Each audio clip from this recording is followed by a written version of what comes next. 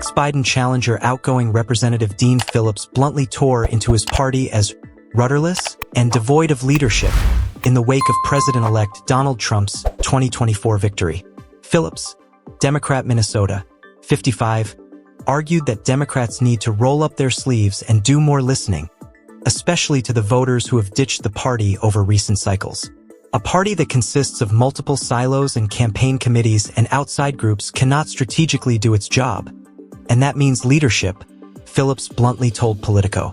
Right now, we are totally devoid of leadership. We are rudderless. The North Star State Democrat mused that he's not even sure whom his colleagues would cite as the party's leader, and underscored the need to fix the leadership vacuum in order for the party to roar back to power in Washington.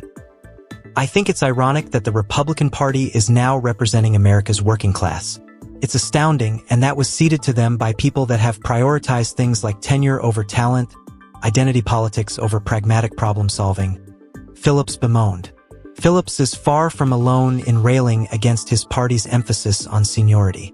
Fellow Representative Jasmine Crockett, Democrat, Texas, knocked the party for selecting Representative Jerry Connolly, Democrat, Virginia, over Representative Alexandria Ocasio-Cortez, Democrat, New York, to serve as ranking member of the House Oversight Committee.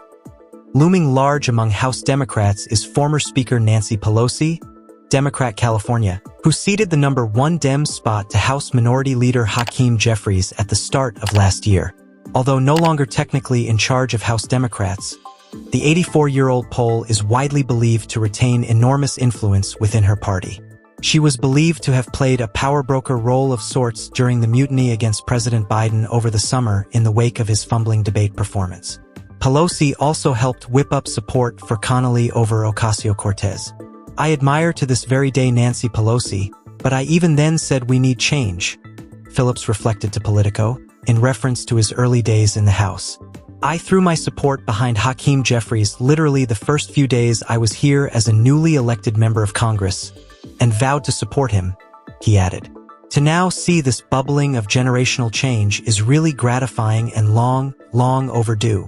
Then in late 2023, he bucked his party's brass and mounted a long-shot primary challenge against Biden, premised on concerns about the 82-year-old president's age and vitality. Initially, Phillips took tremendous flack from his party, but in the wake of Biden dropping out of the race in July and then Vice President Kamala Harris losing on November 5th, that's exactly why I did it. It's the absence of the willingness to acknowledge reality. We have put Americans in this position where they have to wonder if what they're seeing is real, because members of Congress won't even validate it, Phillips said. If what I feel now is vindication, it's awfully unsatisfying. I felt vindicated the day I announced my campaign, because I knew this was not an opinion. This was a fact. The fact was, he was not in a position to win.